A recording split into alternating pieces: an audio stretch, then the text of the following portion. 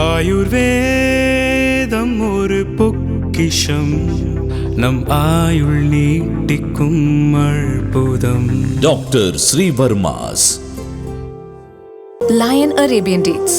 இப்போ அது லயனா டேட்ஸ். லயனா பிரீமியம் டேட்ஸ்.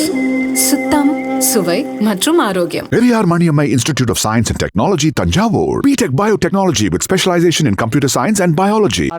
அமைச்சர் அவர்களே, கோயம்புத்தூர் மாவட்டம் மலுமிச்சம்பட்டியில் அமைந்துள்ள தனியார் கல்லூரி மாணவர் அமுதன் கொலை சம்பந்தப்பட்ட விஷயத்தில் கடந்த 10/8/2026 அன்று கோயம்புத்தூர் மலுமிச்சம்பட்டியில் உள்ள தனியார் கல்லூரியில் 3ஆம் ஆண்டு பயின்று வரும் 19 வயதுடைய மாணவர் அமுதன் அதே கல்லூரியில் பயிலும் சக மாணவர்களால் தாக்கப்பட்டு உயிரிழந்த சம்பவம் தொடர்பாக காவல்துறையின் முதற்கட்ட விசாரணையில் 9/8/2026 அன்று இரவு 8 மணி அளவில் 2ஆம் ஆண்டு பயிலும் அமுதனின் நண்பர்களும் 4ஆம் ஆண்டு பயிலும் சில மாணவர்களுடன் இடையே ஏற்பட்ட தகராறு காரணமாக 4ஆம் ஆண்டு பயிலும் மாணவர்கள் 2ஆம் ஆண்டு பயிலும் மாணவர்கள் மீது முதலில் தாக்குதல் நடத்தியதாக தெரிய வருகிறது. இதனால் ஏற்பட்ட முன்விரோதம் காரணமாக 10/8/2026 அன்று அதிகாலை 1:30 மணி அளவில் அமுதனும் அவரது நண்பர்களும் ஏற்கனவே தகராறில் ஈடுபட்ட 4ஆம் ஆண்டு பயிலும் மாணவர்களை மலுமிச்சம்பட்டியில் தங்கியிருந்த அறைக்கு சென்று தாக்கியுள்ளனர். இதனைத் தொடர்ந்து ஒத்தைக்கால் மண்டபம் பூங்கா நகரில் உள்ள மற்றொரு அறைக்கு சென்று அதிகாலை 5 மணி அளவில் அங்கிருந்த மாணவர்களை தாக்கிவிட்டு கைபேசிகளை எடுத்துக்கொண்டு கார் மற்றும் இருசக்கர வாகனங்கள் தப்பிச் சென்றுள்ளனர். காயமடைந்த மாணவர்கள் தனியார் மருத்துவமனையில் சிகிச்சை பெற்றுள்ளனர். மாண்புமிகு பேரவைத் தலைவர் அவர்களே, மேற்கண்ட தாக்குதலுக்குள்ளான மாணவர்கள் அமுதனையும் அவரது நண்பர்களையும் 10/8/2026 அன்று காலை 8:30 மணி அளவில் வழிமறித்து தாக்கியுள்ளனர்.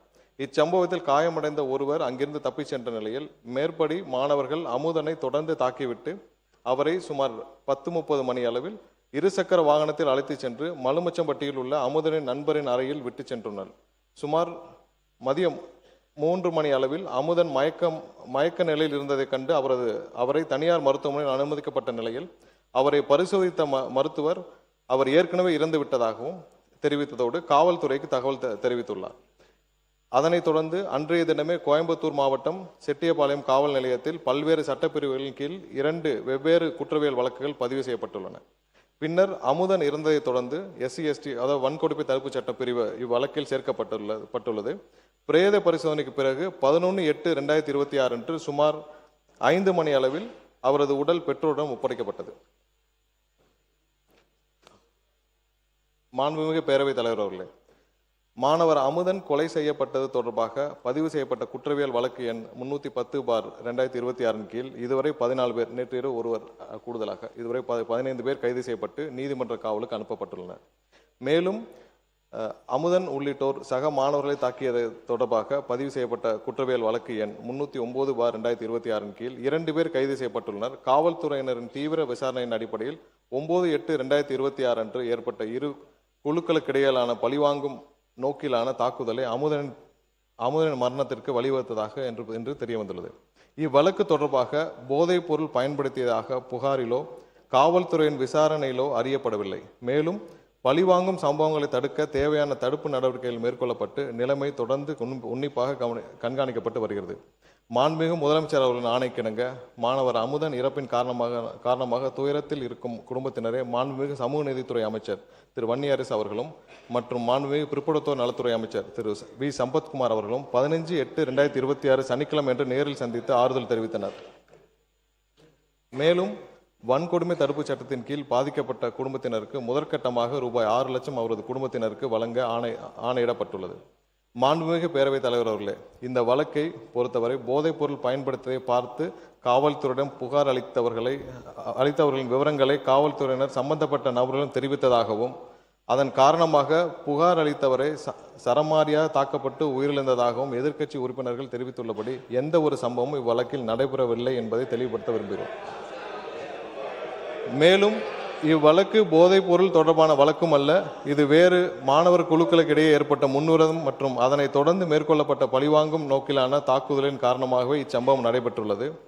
எனவே உண்மை நிலவரத்திற்கு மாறாக இவ்வழக்கை போதைப் பொருள் தொடர்பான சம்பவமாக சித்தரித்து வழக்கின் உண்மைத்தன்மையை திசை திருப்ப வேண்டாம் என்பதை இந்த நேரத்தில் தெரிவித்துக் கொள்ள கடமைப்பட்டுள்ளேன். மாணவர் அமுதன் கொலை செய்யப்பட்ட சம்பவத்தை பொறுத்தவரையில் உண்மையை மறைக்க வேண்டிய அவசியம் காவல்துறைக்கோ அரசுக்கோ இல்லை. இவ்வழக்கில் காவல்துறையினர் எந்தவித காலதாமதமின்றி SC/ST அதாவது வன்கொடுமை தடுப்புச் சட்டம் உள்ளிட்ட பிரிவுகளின் கீழ் வழக்கு பதிவு செய்து குற்றவாளிகளை விரைவாக கைது செய்யப்பட்டுள்ளனர். இவ்வழக்கினை தொடர்ந்து கண்காணித்து 3 மாதத்திற்குள் குற்றப்பத்திரிகை தாக்கல் செய்து இவ்வழக்கில் தொடர்புடையவர்கள் மீது துரித நடவடிக்கை எடுத்து உரிய தண்டனை பெற்றுத்தர மாண்புமிகு முதலமைச்சர் அவர்கள் ஆணையிட்டுள்ளார். நமது அரசு என்றென்றும் சட்டம் ஒழுங்கு பேணி காப்பதிலும் எந்தவித சமரசமும் இல்லாமல் துரித நடவடிக்கை எடுத்து வருகிறது. மேலும் பாதிக்கப்பட்ட குடும்பத்தினரும் துணை நிற்கும் என்பதை தெரிவித்துக் கொள்கிறோம். மாண்புமிகு பேரவைத் தலைவர் அவர்களே, பள்ளிகளிலும் கல்லூரிகளிலும் மாணவர்களுக்கிடையே குழுக்களாக நிலவும் கருத்து வேறுபாடு மற்றும் மன மாச்சரியங்களை கலைந்து ஒற்றுமை உருவாக்கிடும் வகையில் மாணவர்களை நல்வழிப்படுத்திடவும் ஒவ்வொரு பள்ளி மற்றும் கல்லூரிகளிலும் ஆசிரியர் ஒருவர் ஸ்டூடெண்ட் கவுன்சிலராக உள்ள முறையை மேம்படுத்தி வேற்றுமலை கலைந்திட நிலையான வழிகாட்டு நடைமுறைகளை பள்ளி கல்வி மற்றும் உயர்கல்வி துறைகளுக்கு வெளியிட வேண்டும் என்று தெரிவித்துக் கொள்கிறோம். மாணவ செல்வங்கள் நம் நாட்டின் எதிர்கால நம்பிக்கை செல்வங்கள். அவர்களிடையே ஒற்றுமை உருவாக்கிட அரசு அனைத்து முயற்சிகளையும் மேற்கொண்டு நல்வழிப்படுத்தும் என்பதை மாண்புமிகு பேரவைத் தலைவர் வாயிலாக உறுப்பினர்களுக்கு தெரிவித்துக் கொள்கிறோம். அத்துடன் இங்கே கூறப்பட்ட பல்வேறு உறுப்பினர்கள் போதைப்பொருள் பழக்கத்தை தமிழகத்தில் நிலவும் போதைப்பொருள் பழக்கத்தை பற்றி குறிப்பிட்டார்கள். நாம் இங்கேயும் கடந்த 5 ஆண்டுகளாக தமிழகத்தில் நிலவும் போதைப்பொருள் பழக்கத்தை பற்றி நாம் இங்கே அனைவரும் அறிந்த விஷயம்தான். ஏற்கனவே உலக இன்டர்நேஷனல் போதைப் பொருள் கடத்தல் மன்னன் ஜாஃபர் சாதிக் என்ற நபர் டெல்லியில் கைது செய்யப்பட்டார். அவருடனும் அப்போது இருந்த முதல்வர் குடும்பம் முதல் அமைச்சர்கள் வரை அதிகாரிகள் வரை அனைவரும் எவ்வளவு தூரம் தொடர்பில் இருந்தாலும் எல்லாருக்கும் தெரியும். இதுவரை அந்த நபர் சம்பந்தப்பட்ட எந்த வழக்கும் தமிழ்நாட்டில் பதிவு செய்யவில்லை. கடந்த 5 ஆண்டுகளில் எல்லா வகையிலும் போதைப் பொருள் கல்லூரியிலிருந்து எல்லா இடங்களும் அதிகமாக இருக்கிறது என்பதில் எந்த மாற்று கருத்தும் இல்லை. அதை தடுக்க மாண்புமிகு முதலமைச்சர் அவர்கள் அனைத்து வகையிலும் தேவையான சட்டப்பூர்வ நடவடிக்கைகளும் அனைத்தையும் எடுத்துக்கொண்டிருக்கிறார். நமது அரசின் கொள்கையும் போதைப் பொருள் அனைத்து வகையிலும் கட்டுப்படுத்த வேண்டும் என்பதுதான் முதலமைச்சருடைய முக்கிய கொள்கை. இந்த கடந்த ஆட்சியில் இந்த ஜாஃபர் சாதிக் போன்ற இன்டர்நேஷனல் போதை கடத்தல் மன்னன் எப்படி முதலமைச்சர் குடும்பம் முதல் அனைத்து அமைச்சர்கள் வரை தொடர்பில் இருந்தாரோ அது போன்ற எந்த ஒரு சம்பவமும் இதுமேல் நடக்காமல் தடுப்பதற்கான தேவையான அனைத்து நடவடிக்கைகளையும் முதலமைச்சர் கண்டிப்பாக எடுப்பார் என்பதை உறுதியாக சொல்லிக்கிறோம். எதிர்கட்சி தலைவர் பாருங்க, மாண்புமிகு எதிர்கட்சி தலைவர் என்ன அவர் அலோவ் பண்ண போறீங்களா இல்லையா? அவர் அலோவ் பண்ணுங்க. எதிர்கட்சி தலைவர் சொன்ன பிறகு நீங்களே எப்படி உட்காருங்க, எல்லாரும் நீங்க பேசுங்க, மற்றவங்க எல்லாம் உட்காருங்க. எதிர்கட்சி தலைவர் என்று நான் சொன்ன பிறகு அவர் கட்சியை சேர்ந்து நின்று கொண்டு இப்படி செய்வது சரியல்ல. நீங்க மட்டும் பேசுங்க. மாண்புமிகு பேரவைத் தலைவர்களே, நம்முடைய அமைச்சர் அவர்கள் சம்பந்தப்பட்ட ஒரு நபரின் பெயரை சொல்லி இங்கே குறிப்பிட்டு பேசியிருக்கிறார். அந்த சம்பந்தப்பட்ட நபர் மீது அப்படி ஒரு குற்றச்சாட்டு எழுந்ததுமே எங்களுடைய தலைவர் அவர்கள் உடனடியாக அவரை கைது செய்து அவருடைய கட்சியிலிருந்தே உடனடியாக நீக்கிவிட்டோம். ஆனால் இவங்களுடைய ஆட்சியில் என்ன லட்சணத்தில் நடந்துகிட்டு இருக்கு என்பதை இன்னைக்கு மக்கள் பார்த்துக்கிட்டு இருக்கிறாங்க. இன்றைக்கு ஒரு அமைச்சர் IPL மேட்சில் பவுடர், இன்னைக்கு அமைச்சர் IPL உட்காருங்க முடிக்கட்டும்.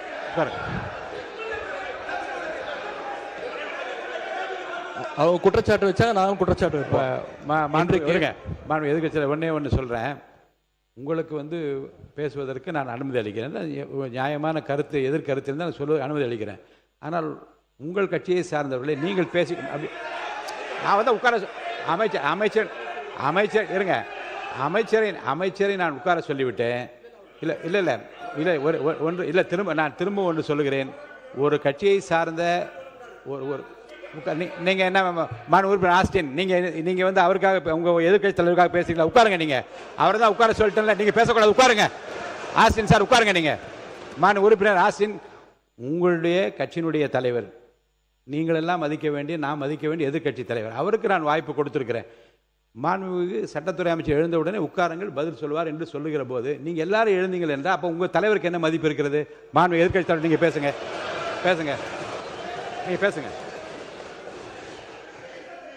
பேசுங்க. மாண்புமிகு பேரவைத் தலைவர்களே, ஒரு அமைச்சரே IPL மேட்சில் பவுடர் நுணுக்கிக்கிட்டு மாத்திரை நுணுக்குன்னு கதை விட்டார். அவர்கிட்ட உங்களுடைய காவல்துறை ஏதாவது விசாரணை நடத்துச்சா? அவர் மேலே ஏதாவது நடவடிக்கை எடுத்திருக்கீங்களா? அது மட்டும் இல்லை, சமீப காலமாக ஆளுங்கட்சியை சேர்ந்த பலர் போதைப் பொருள் வழக்கில் தொடர்ந்து கைது செய்யப்பட்டு வருகிறார். நீங்கள் வந்து இதுக்குரிய ஆதாரங்கள்லாம் நீங்கள் இல்லாமல் நீங்கள் பேசக்கூடாது. அமைச்சர் அவர்கள் பேசுறதுக்கு ஏதாவது ஆதாரம் கேட்டிருக்கீங்களா? அமைச்சர் அவர்கள் பேசுறதுக்கு ஏதாவது ஆதாரம் இருக்கா? நாங்கள் உடனடியாக கைது செய்யப்பட்டிருக்கோம், ஒரு கட்சியிலிருந்து நீக்கியிருக்கிறோம். உங்களுடைய அமைச்சர் IPL மேட்ச்சில் பவுடர் நொறுக்கிட்டு இருந்ததை இன்றைக்கு உலகமே பார்த்துச்சு, பல்வேறு விமர்சனங்கள் வந்துச்சு. குழந்தைக்கு மாத்திரை கொடுத்தேன்னு கதை விட்டாரு. அதற்காக ஏதாவது விசாரணை நடத்தியிருக்கிறீங்களா, புகார் எடுத்திருக்கிறீங்களா, ஏதாவது நடவடிக்கை எடுத்திருக்கீங்களா கேட்க விரும்புகிறேன். மாண்பு முன்னவர், அவை முன்னவர். மாண்பு பேரவைத் தலைவர் அவர்களே, மாண்பு எதிர்க்கட்சித் தலைவர்கள் குற்றச்சாட்டுகள் சொல்வதற்கு முன்னால் ஒன்றின் பின் ஒன்றாக பல குற்றச்சாட்டுகள் இங்கே சொன்னார்கள். அதற்கான ஆதாரத்தை உங்களிடத்திலே தந்து அதற்கு பிறகு அவர் பேசியிருக்கிறார் என்பதை நான் அறிய விரும்புகிறேன்.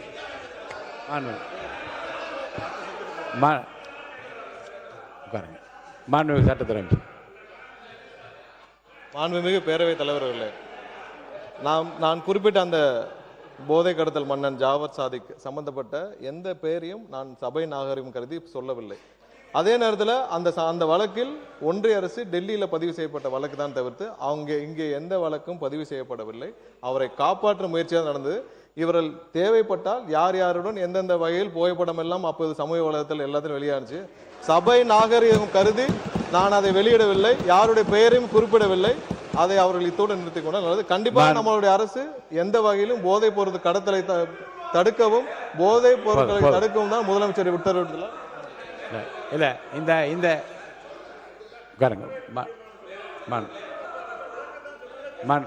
உறுப்பினர் மனிதவளத்துறை அமைச்சர் அவர் சொல்லட்டும், அவரை பத்தி சொன்னதுனால சொல்லட்டும். மனிதவளத்துறை அமைச்சர். மாண்புமிகு பேரவைத் தலைவர் அவர்களே, அதாவது ஸ்டேடியம்ல இருந்து இந்த மாதிரி நடந்ததுக்கான விளக்கத்தை ஆல்ரெடி அளித்தாச்சு. அதுல அவங்களுக்கு பல்வேறு முரண்பாடுகள் இருக்கலாம், பல்வேறு கருத்துக்கள் இருக்கலாம். அப்படி இவங்க சொல்றாங்கன்னா அந்த சமயத்துல திராவிட முன்னேற்ற கழகத்தின் ஆட்சி தான் நடந்தது. அப்போ ஸ்டேடியம் வாசல்ல இருந்து இவங்கெல்லாம் வந்து அந்த மாதிரியான போதைப் பொருள் வித்தாங்கன்னு சொல்லி ஒத்துக்கிறாங்களா? அப்போ அதனால ஆதாரம் இல்லாமல் விளக்கம் கொடுத்ததுக்கு அப்புறமா தேவையில்லாத பேச எனக்கு கூட தான் வந்து இப்ப செய்திகள்ல நீங்க சொல்லக்கூடாதுன்னு சொல்றீங்க. என்னோட அதாவது என் துறையை சார்ந்த கிட்டத்தட்ட அரசு வேலை கொடுக்கறதா சொல்லி 888 கோடி ஊழல் பண்ணிருக்காங்க. எனக்கு பல்வேறு முரண்பாடுகள் இருக்கு. அதனால விளக்கம் அளித்ததுக்கு அப்புறம் அது மாதிரி தேவையில்லாத விஷயங்களை கருத்துக்களை தெரிவிக்க வேண்டாம் என்றது பேரவை வாயிலாக நான் தெரிவித்துக் கொள்கிறேன். மாண்பு உறுப்பினர் உட்காருங்க. மாண்பு உறுப்பினர்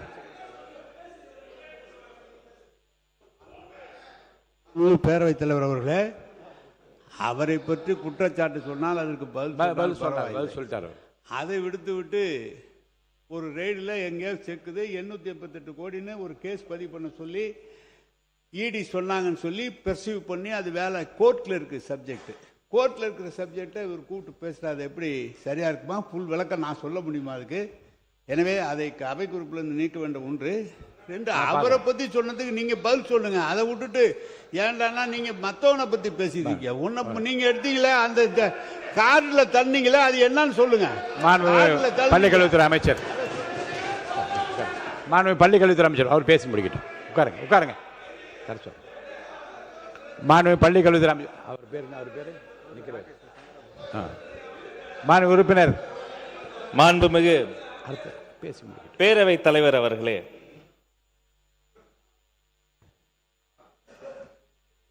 தமிழ்நாட்டை பொறுத்தவரை பள்ளிக்கூடங்கள், கல்லூரிகள், கல்வி சாலைகள் என்பது வறிய ஏழை எளிய மக்களினுடைய அந்த பெற்றோர்களினுடைய வாழ்நாள் கனவை ஒரு குழந்தை நிறைவேற்றுவதற்கான ஒரு வாய்ப்பு.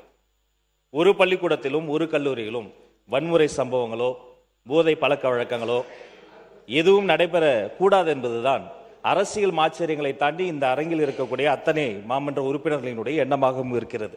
அதே சமயம் இந்த சம்பந்தப்பட்ட அந்த கோவை வழக்காக இருக்கட்டும், திருவற்றூரில் பாதிக்கப்பட்ட அந்த குழந்தையினுடைய வீடாக இருக்கட்டும், பாதிக்கப்பட்ட ஒவ்வொரு குழந்தையும் எங்கள் குழந்தை. பறி கொடுத்திருக்கிற ஒவ்வொரு குடும்பமும் அவர்களின் பரிதவிப்பு எங்கள் பரிதவிப்பு. அவர்களுக்கு வந்திருக்கக்கூடிய இழப்பு ஈடு செய்ய முடியாத இழப்பு. முதல் விஷயம், அந்த குடும்பத்திற்கு தேவைப்படக்கூடிய முழுமையான நேர்மையான போலீஸ் விசாரணை. எந்த சார்பு தன்மையும் இல்லாமல், அரசியல் தலையீடு இல்லாமல் நேர்மையான முறையில் போலீஸ் விசாரணை நடைபெற வேண்டும் என மாண்புமிகு முதல்வர் அவர்களின் உத்தரவுக்கிணங்க காவல்துறையை நாங்கள் வலியுறுத்தி இருக்கிறோம். 2, அந்த பரிதவித்து மிகப்பெரிய சோகத்தில் ஆழ்ந்திருக்கிற அந்த குடும்பத்தினுடைய துன்பத்தில் நாங்கள் பங்கெடுக்கிறோம், துயரத்தில் துணை நிற்கிறோம். அவர்களுக்கு உடனடியாக SC/ST பிரிவின் கீழ் வழக்கு பதிவு செய்யப்பட்டு அவர்களுக்குரிய அந்த இழப்பீடு நாம் பேசிக் கொண்டிருக்கக்கூடிய இந்த தருணத்திலேயே அந்த குடும்பத்தாரினுடைய கணக்கில் வரவு வைப்பதற்கான அந்த வேலையும் முன்னெடுத்திருக்கிறோம். மேலும் அவர்களுக்கு தேவைப்படுகிற அனைத்து வகையான உதவிகளும், எத்தனை உதவிகள் செய்தாலும் அந்த ஒரு குழந்தை செல்வத்தினுடைய விலை மதிப்பில்லாத உயிருக்கு ஈடு இணை ஆகாது. இருந்த போதும் அந்த குடும்பம் தேவைப்படுகிற அத்தனை உதவிகளும், குடும்பத்தில் ஒருவருக்கு அரசு வேலை, அவர்களுக்கு ஒரு பாதுகாப்பு, நேர்மையான விசாரணை. தமிழக வெற்றி கழகத்தை பொறுத்தவரை ஒன்றே ஒன்றுதான், இதை போன்ற வழக்குகளில் நீதி நிலைநாட்டப்பட வேண்டும். அதில் என்ன இருக்கிறது? உண்மையில் அங்கு குழு மோதலா, ஒருவேளை போதை பழக்கம் இருக்கிறதா, வேறு ஏதேனும் சமூக விரோதிகள் இந்த மாணவர்களை ஆட்டுவிக்கிறார்களா, அங்க இருக்கக்கூடிய ஆசிரியர்களினுடைய உண்மைத்தன்மை என்ன, கல்லூரிகளில் இதற்கு முன்பு ஏதேனும் சண்டைகள், வன்முறை சம்பவங்கள் நடந்தால் அதனுடைய வரலாறு என்ன, இனி இதை போல் நடக்காமல் இருப்பதற்கு என்ன செய்வது என்பதில் முழுமையான நேர்மையான விசாரணை நடக்க வேண்டும் என்பதில் எங்களுக்கு மாற்று கருத்தே இல்லை.